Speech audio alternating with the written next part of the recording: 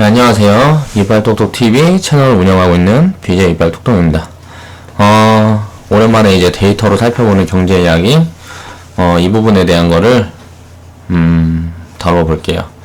제가 이 컨텐츠를 처음 만들게 된 이유가, 이제, 제 유튜브 채널, 제 채널을 구독하시는 분들, 그리고 시청자분들한테 이제 경제인식을 심어주기 위해서 제가 만들어서 이제 컨텐츠를 이제 진행을 하고 있고요. 오늘 이제 알아볼 내용은 2008년에 이제 망한 나라가 있어요. 그리스.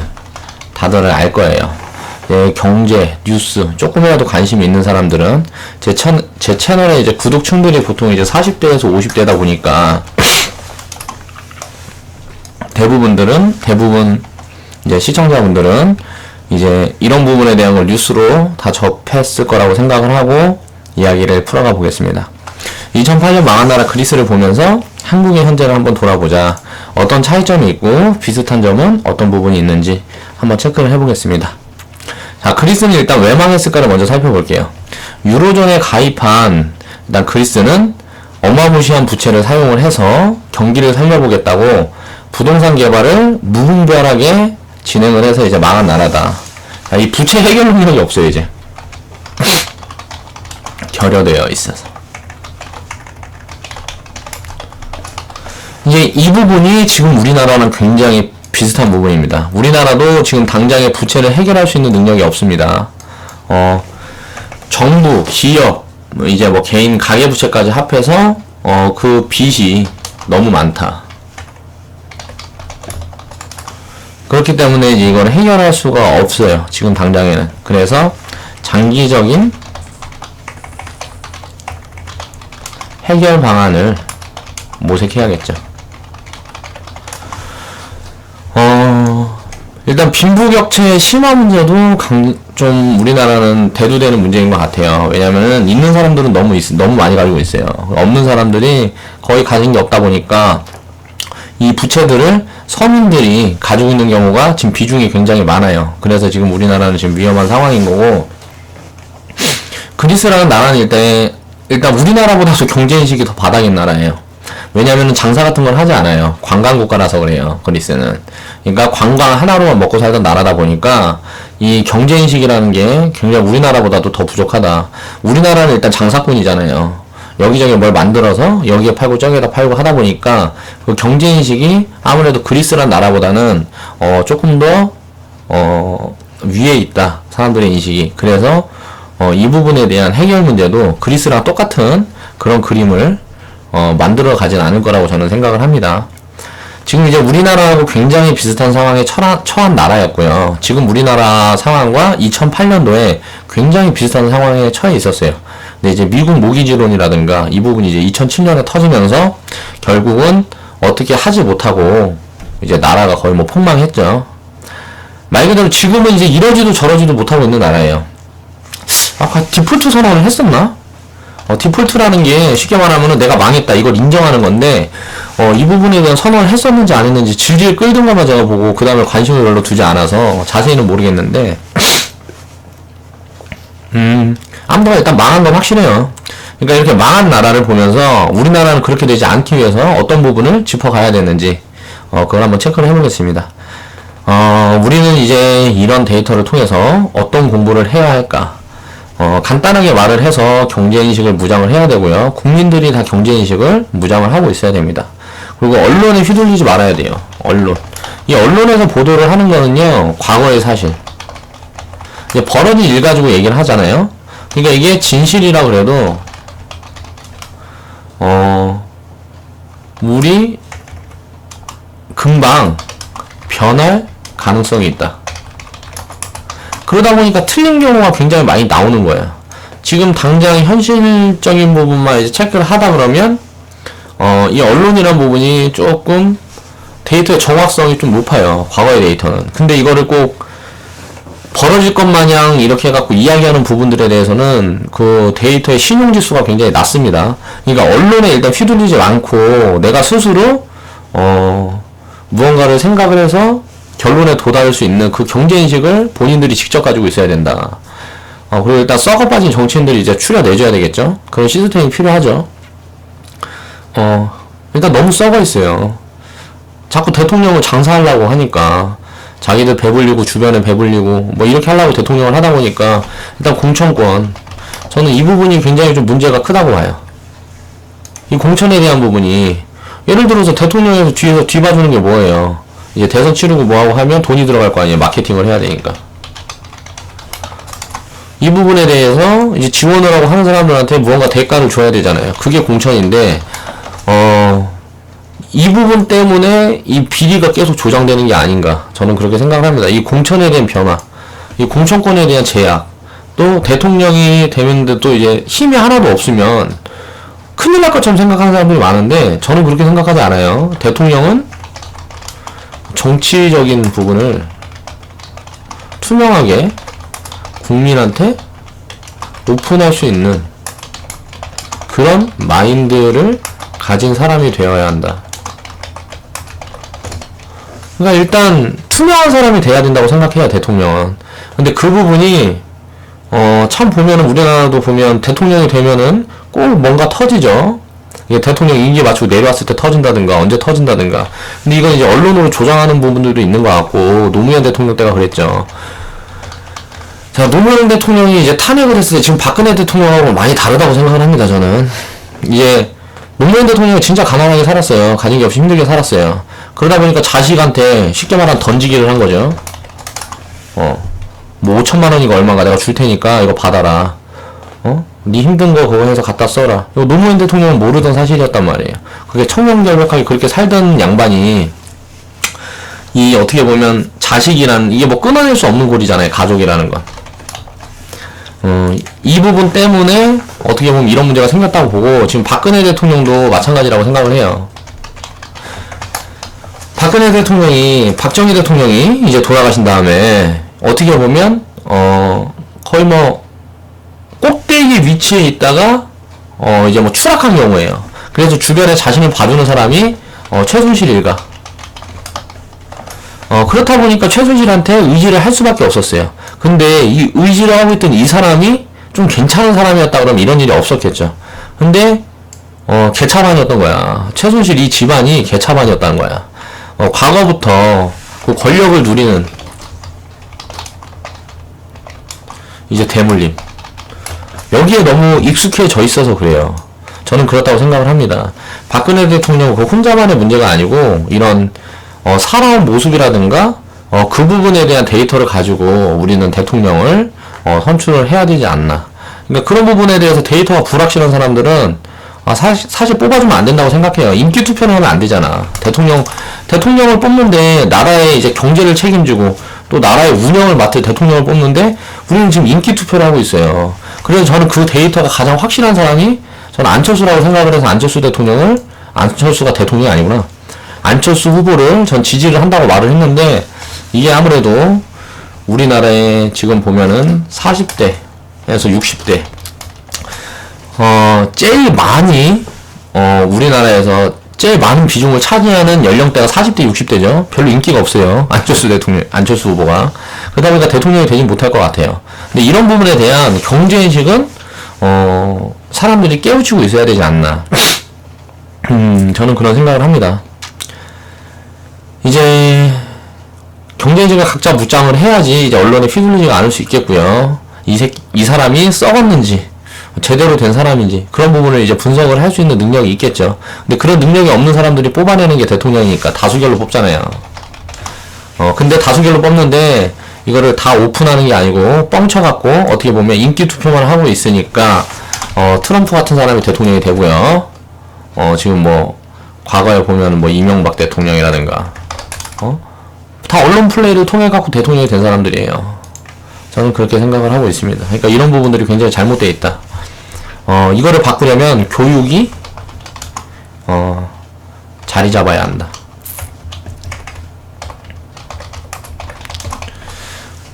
어떻게 보면 주입식 교육만 받고 자라요. 대한민국의 대부분의 청소년들은 다 주입식 교육만 받고 자라다 보니까 그 노예 근성을 버릴 수가 없다고 생각합니다. 노예 근성. 학생들한테 물어보면요, 꿈이 뭐예요? 꿈이 뭔가 뭐냐 물어보면 자 대기업 취직. 이게 말이 되는 거냐고요. 대기업 취직해갖고 거기에서 퇴직을 최대한 늦게 하고 내 연봉을 많이 올려서 그렇게 남 밑에서 일하는 게 꿈이라 그래요. 이게 도대체 무슨 소리예요? 이런 나라에 미래가 있을 수가 있겠냐고요. 그러니까 제가 생각했을 때는 그런 부분들에 대한 개선이 가장 중요한 부분이다.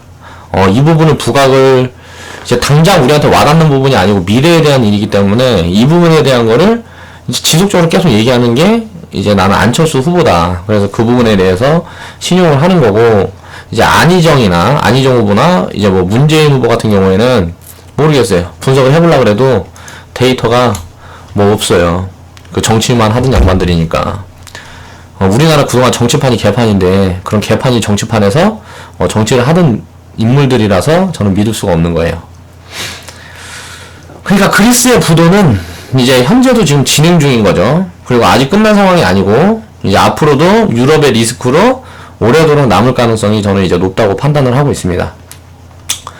그리스는 이제 이런 악재를 해결하지 못하는 이유가 뭘까를 살펴보면 그리스는 이제 말 그대로 장사를 해서 먹고 사는 나라가 아닌 관광으로 먹고 사는 나라다. 이 부분 때문에 저는 이제 악재를 해결하지 못하고 있는 거다라고 생각을 하고 있는데요. 이제 그렇다 그러면 유로존을 이제 탈퇴를 해서 부채를 탕감을 받고 유로존을 탈퇴를 한다 그러면 부채를 탕감해 주겠다 그랬어요. 그런데 이제 경제인식을 무장을 해야 되는데 그럴 의지가 없어요, 국민들이. 야, 이건 다 니들 책임이다.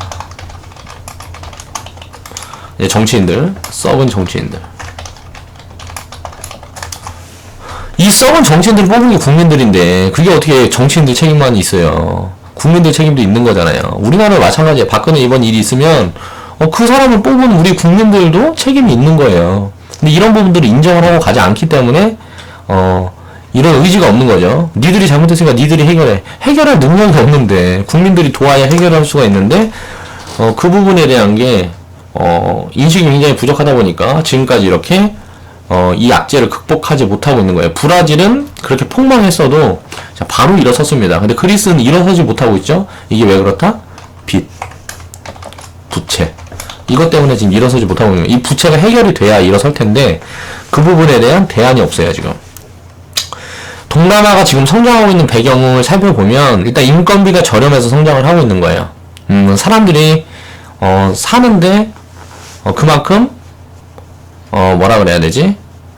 뭐든지 물가도 싸고 인건비도 싸고 하다 보니까 이제 거기에 기업들이 거의 진입을 하면 마진이 많이 남죠. 그렇다 보니까 이제 돈이 몰려요. 그렇다 보니까 당연히 성장을 하고 있는 거고 통화 가치가 일단 저렴해요. 그러다 보니까 유입되는 관광 인구가 핵심이죠. 필리핀 같은 데 가면 필리핀 같은 데 놀러 가면 가정부 쓰고 풀빌라 뭐 수영장 있는 뭐 이런 데 갖고 한 달에 50에서 80만 원이면 가정부 쓰고 수영장 있는 풀빌라에서 살 수 있다 그래요. 우리나라에서 강남에 원룸 8평짜리 그냥 침대 딱 놓고 누우면 끝나요. 옆에 뭐 이상한 그 막대기 하나 놓고 옷 걸어놓고 그런 데가 월세 100만원 합니다. 제가 옛날에 살았었어요. 월세 100만원짜리. 이런 데가 원룸 뭐 월세 100만원 하는 데가 보면 보증금이 없는데 이제 100에 100짜리. 그래갖고 만약에 월세 못 내면 이제 내 쫓는 거죠. 이거 보증금 100만원 뭐 잡아놨던 걸로. 이런 데가 이렇게 한다 그러면 이런 게 굉장히 저렴하다는 거예요.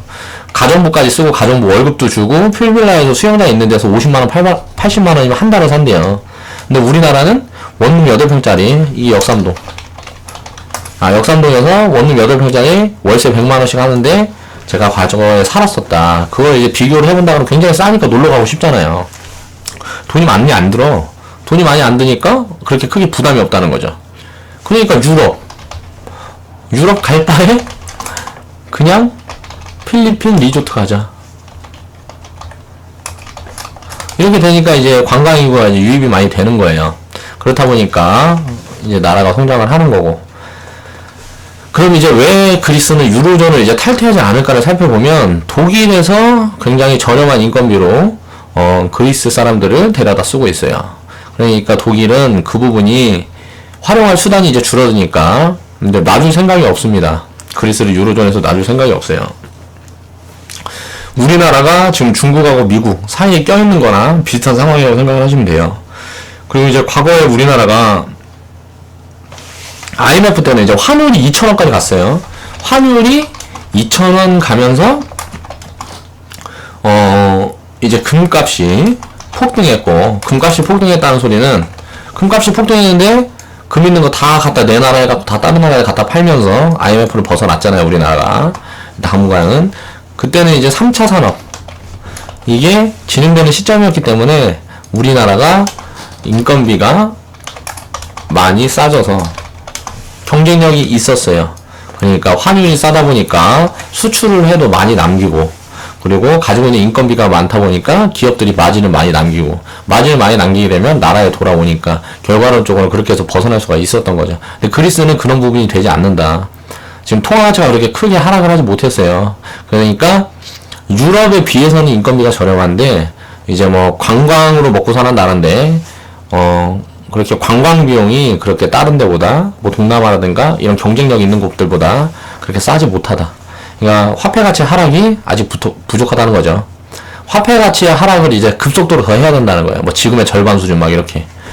그렇게 해서 이제 망하더라도 빨리 망해야지 이제 미래가 있는데, 이 리스크가 장기화 되다 보니까 일본 같은 이제 장기 불황 체제에 이제 부채까지 이제 과다하게 심각하게 지고 있다 보니까 나라를 다 팔아도 이 부채를 갚지 못할 정도예요, 지금 그리스는. 그렇다 보니까 위험도만 이제 점점 커져가고 있는 거죠. 이제 대한민국과 그리스의 비슷한 부분과 다른 부분을 한번 살펴보면, 일단 그리스는 이제 자원을 활용한 관광국가라 그러면 한국은 장사꾼이에요. 이 부분이 다른 거예요. 한국은 장사꾼이기 때문에 대처를 빨리빨리 해요. 근데 그리스는 자기들이 가진 자원을 가지고 그냥 가만히 있어도 먹고 살았어요. 그러다 보니까 사람들이 나태해. 국민들이 나태하고 한국은 부지런하다.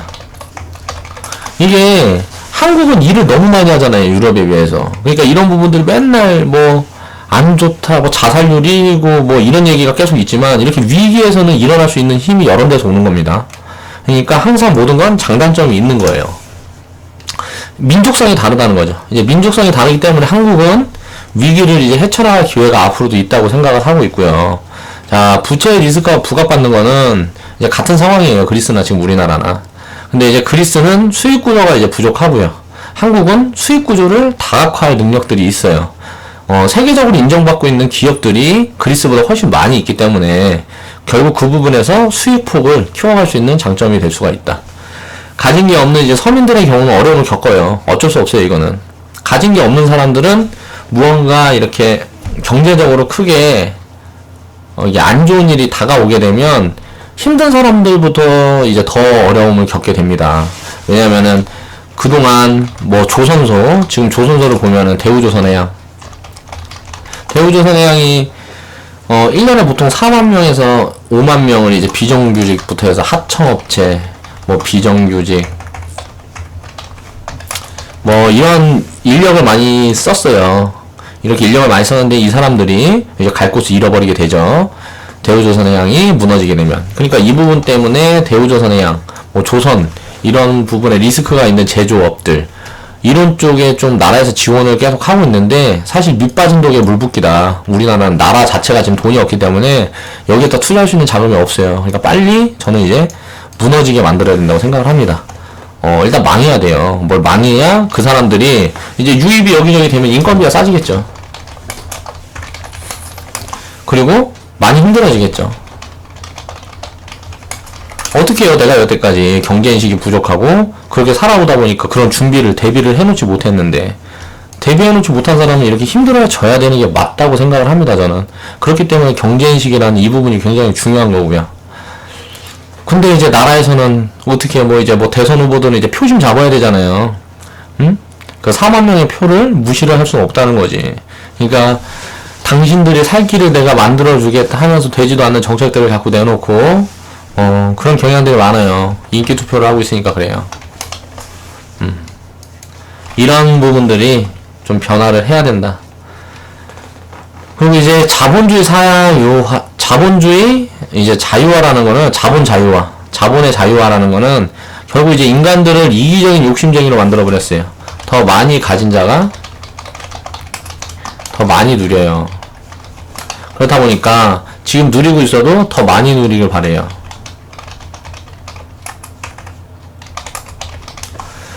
누리고 있어도 이게 문제예요. 누리고 있어도 더 많이 누리길 바라요. 지금보다 더. 그때가 되면 그때 또 지금보다 더. 그렇다 보니까 사람들이 뒤를 돌아보지 않고 주변을 돌아보지 않습니다. 그렇다 보니까 이제 소외되어 있는 사람들은 지속적으로 그 고통의 정도가 점점 커지는 거예요. 그릇이 성장하지 못한 다음에 이제 그릇이 돈을 담을 수 있는 그릇이 돼 있어야 되는데 그만큼의 돈을 담을 수 있는 그릇이 돼 있지 않은데 그런 큰 돈을 가지게 되면 이제 물지각한 인간이 되는 거죠. 쉽게 얘기하면 세상을 이제 더욱 피폐하게 만들어가고 있어요. 내가 뭐 가져야 될 돈이 이만큼밖에 안 되는데 내 그릇에는 이 이상을 가지게 되면 이게 문제가 생기는 거죠. 그렇게 생각을 하고 또 보면 구조 자체가 변화해야 돼요. 대한민국은 구조 자체가 변화해야 된다고 생각을 합니다. 자, 바른손님 반갑습니다. 어서오세요. 자, 이제 가장 중요한 부분은 부의 대물림 구조를 바꿔야 돼요. 이 부분을 바꾸려면 어떻게 해야 된다? 스타트업의 성장. 지금 돈을 가지고 있는 사람들한테 자식한테 주지 마. 이걸 강제적으로 할 수는 없어요. 왜? 공산주의가 아니니까. 그렇게 할 수는 없습니다. 우리나라에서 지금 많이 가지고 있는 사람이 자기 돈 자기가 알아서 내 아들한테 주겠다는데 그걸 강제할 수 있는 방법은 없어요. 그래서 이 부분에서 우리가 부각을 시켜야 될 건 스타트업의 성장. 창의력을 높여야 된다. 사람들이 스타트업이라 그러면 소기업이랑 같이 생각하는 경우가 많아요. 스타트업이라는 거는 새로운 시작. 그러니까 새로운 사업, 전혀 새로운 사업. 그러니까 벤처라고 볼 수도 있겠죠. 지금까지 해오고 있지 않은 새로운 무언가 시스템을 이제 사업화시키는 걸 이제 스타트업이라고 그래요. 그럼 소기업은 뭐냐? 쉽게 말하면 하청업체예요. 삼성에 뭐 납품하는 회사들, 뭐 어디에 뭐 납품하는 회사들. 그런데 이제 하청업체들. 자기가 독자적으로 기업을 이제 운영을 하는 게 아니고 하청업체들. 그 삼성 하나가 뭔가 문제가 생기면 같이 타격을 받고, LG 납품을 하다가 LG가 문제 생기면 나도 타격을 받고, 이런 소기업들은 이 빈부격차를 키워갈 뿐이에요. 그러니까 소기업은 몰락하고 스타트업이 많이 나와야 돼요. 그러니까 이런 구조적인 부분이 해결되어야 된다. 미국의 실리콘밸리. 미국의 실리콘밸리가 이제 스타트업의 메카죠. 투자가 엄청나게 활발합니다. 그러다 보니까 무언가 기술력만 가지고 있으면 투자 유치가 다른 데보다 훨씬 수월해요. 투자 자금 유치가 수월하기 때문에 보통 보면 스타트업들이 이쪽으로 몰리고 있어요. 실리콘밸리. 이건 이제 미국의 큰 힘입니다. 이제 실리콘밸리에서 나온 데가 어디 있어요? 애플, 구글, 페이스북. 다 이제 실리콘밸리 같은 데서 이제 성장을 한 기업들입니다. 이런 게 스타트업이에요. 전혀 새로운. 미국의 이제 워렌 버핏이라든가 빌 게이츠, 또 페이스북의 창업자들을 보세요. 빌 게이츠도 마이크로소프트, 그 시스템 하나로, 이제 돈방석에 앉게 된 자수성가한 사람입니다. 페이스북의 창업자도 자수성가한 사람이에요. 앨런 머스크, 뭐 그 사람 모르겠네. 원래 돈이 갖고 있던 사람인가. 워렌 버핏도 자수성가한 사람이죠. 사람이 이렇게 자수성가를 하게 되면, 그런 수많은 경험을 가지게 돼요. 왜? 위기를 지속적으로 겪게 되니까.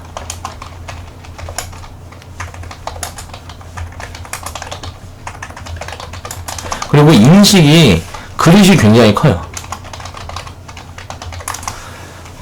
자수성가한 사람들 그릇이 굉장히 크다. 근데 금수저들 보면, 우리 뉴스만 봐도 보이잖아요. 무슨 뭐 대한항공 그 딸내미 누구야. 누구 뭐 뺨 때리고 욕하고, 뭐 하고 뭐 동영상으로 딱 퍼지잖아. 그런 거 보면 어떻게 해요, 막. 속에서 불끈불끈 막 승질 나고, 뭐 저런 연놈들이 있어. 막 이런 진짜 뭐, 육두문자도 막 입에서 나오게 되고, 그런 사람들이 다 가지고 있으니까 문제가 되는 거예요. 이거 대물림은 자식한테도 결코 좋은 게 아닙니다. 저는 진짜 돈을 많이 벌 건데요.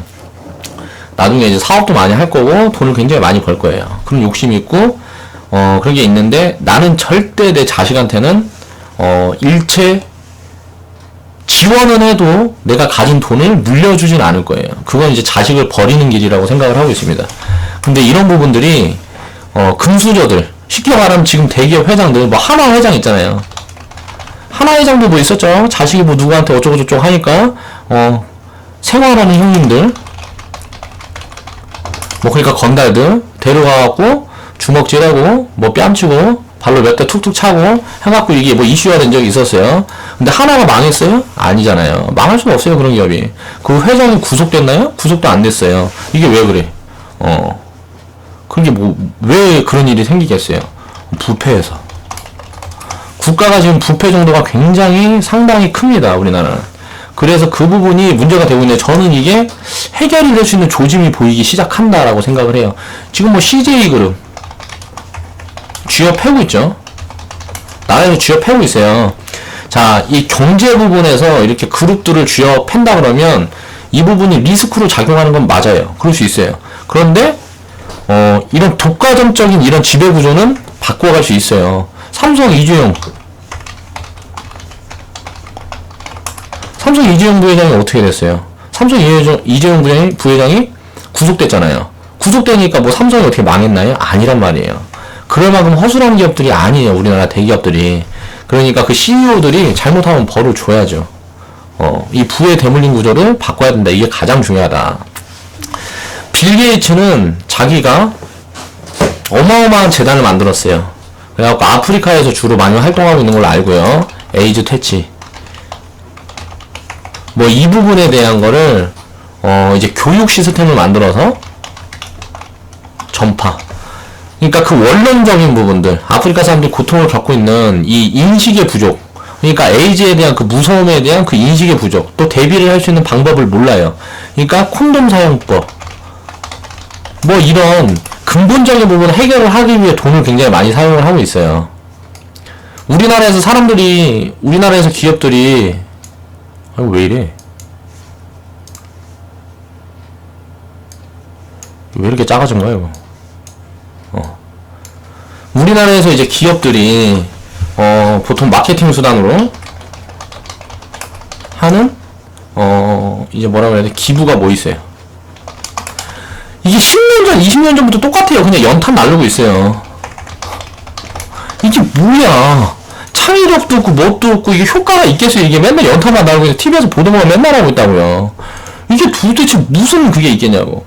오시아이고 어디고 뭐 보면은 무슨 뭐 매년 거의 행사예요, 행사. 뭐 연탄 나르기. 그 사람들은 이거 연탄 갖다 주는 게 고맙겠어요? 보일러 바꿔주는 게 좋지? 어떻게 이렇게 창의적이지 못하냐고, 기업들이. 그러니까 이런 거 보면 이해가 되지 않아요. 빌 게이츠는 그런 움직임을 취하고 있고, 워렌 버핏은 자기가 그렇게 부를 많이 가지고 있고 그런 사람인데, 그 돈을 굴리는 거는 나보다, 그 재단에서 돈을 운영하는 거는 나보다 빌 게이츠가 더 능력이 있다. 그런다고 내 돈을 선뜻 남의 재단에다 이렇게 바쳤어요. 네가 굴려줘라 하고 기부를 한 거예요. 얼마나 대단한 인식을 가지고 있는 사람들이에요. 그릇이 다르다. 기업의 크기는 예를 들어서 뭐 마이크로소프트나 삼성이나 비교한다 그러면 마이크로소프트나 삼성이나 마이크로소프트가 좀 더 큰가? 모르겠어요. 거기에 대한 차이가 어느 정도 있는지 모르겠는데 그 CEO, 오너의 인식의 차이는 엄청나다. 그러니까 그런 부분들이 바뀌어야 된다. 페이스북의 창업자 보세요. 이번에 무슨 뭐 결혼해서 딸 가졌다고 52조 기부한대잖아요. 딸 가졌다고. 딸 낳아서. 다르죠? 우리나라 그 부자들이랑 뭐가 다르다고요. 이런 좀 인식의 변화가 있어야 된다. 부자들의 인식의 변화가 있어야 되고. 근데 이거는 이제 부자들만이 아니에요. 다 똑같아요. 이게 보면 그냥 조금만 갖고 있는 뭐 중산층이라든가 상류층 이 중에 90% 이상은 다 대물림을 생각하고 있을 거예요. 내 자식 먼저 챙겨줘야지. 이건 우리나라 문화처럼 이렇게 자리 잡아 있는 그런 인식이라면 이 부분이 좀 바뀌어야 된다고 생각을 합니다. 저는 그래야 나라가 변할 수가 있다. 이제 빈부격차를 줄이려면 이 부분이 필수예요. 줄이려면 이건 필수 과제다. 대물림. 이 부분에 대한 인식이 개조가 될 필요가 있다. 우리나라는. 그리고 이제 자수성가에서 이제 불필요하게 많은 부를 손에 쥐게 되었지만 이제 구조의 변화를 위해서 이 사람들 워렌 버핏이라든가 빌 게이츠, 페이스북의 그 창업자 이 사람들이 추앙받는 이유가 있어요. 박수를 받아야 되고 존경받는 이유가 있다고. 이런 존경받을 수 있는 그런 기업인들이 자꾸 나와야 된다. 근데 대물림에서 그렇게 기업을 운영하는 오너들 같은 경우는 이런 사람들이 나올 확률이 굉장히 높다. 왜냐면 어렸을 때부터 그렇게 배우고 자라서. 너는 남들을 지배하는 거야. 우리 영화만 봐도 그 있잖아요. 유아인이 하는 말 있잖아요. 어이가 없다고. 진짜 어이가 없는 짓거리들만 하고 있어요. 부자들이. 그러니까 이런 부분들이 좀 많이 바뀌어야 될 것 같아요. 이제 이 미국이나 이런 스타트업으로 해서 성공한 사람들과는 달리 이제 대물림되는 부의 구조를 가지고 있는 대한민국은 재벌들의 이제 세속되는 금수저 논란. 금수저란 말들이 지금 많이 돌고 있죠. 우리나라에서는 흑수저, 금수저. 이게 무슨 말이에요? 계급을 나누는 거잖아요.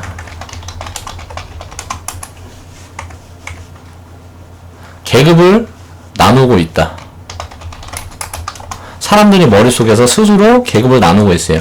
금수저는 대우해주고 흑수저는 박탈감을 선물해요. 이러지 마세요. 저도 금수저 중에 진짜 괜찮은 인식을 가지고 있는 사람들은 좋아해요. 근데 그런 사람들은 보질 못했어요. 아직까지 우리나라에서. 이 흑수저에서 이 금수저 이상 이렇게 성공하는 사람들이 많이 나오는 사회 구조를 만들어 가야 됩니다.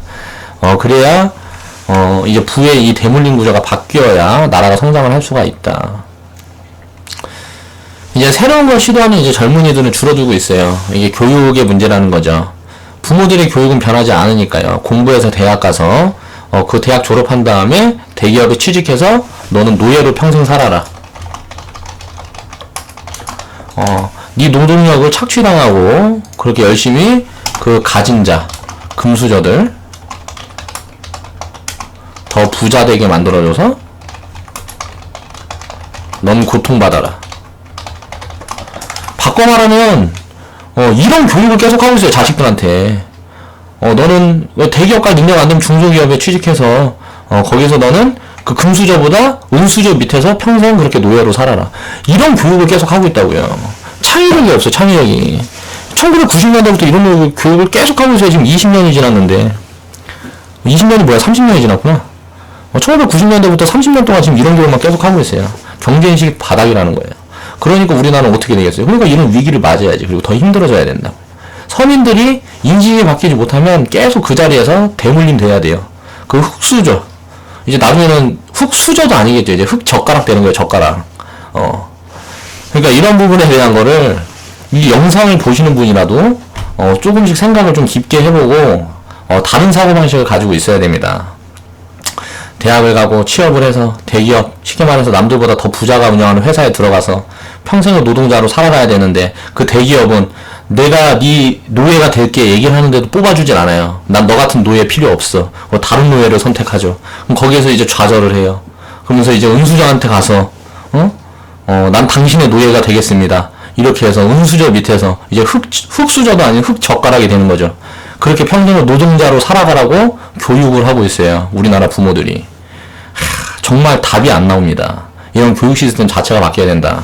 그래서 사교육이 몰락해야 된다는 거죠.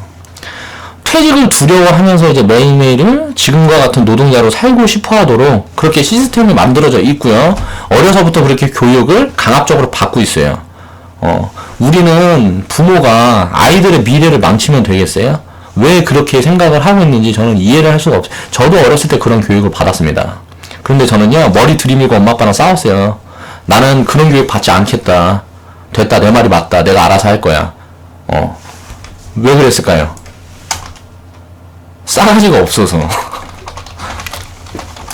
저는 싸가지가 없어서 그렇게 할 수가 있었어요. 싸가지가 있는 사람들이 더 잘 돼야 되는데 나같이 싸가지가 없는 사람들만 그렇게 머리 들이밀고 그렇게 싸운다고, 부모랑.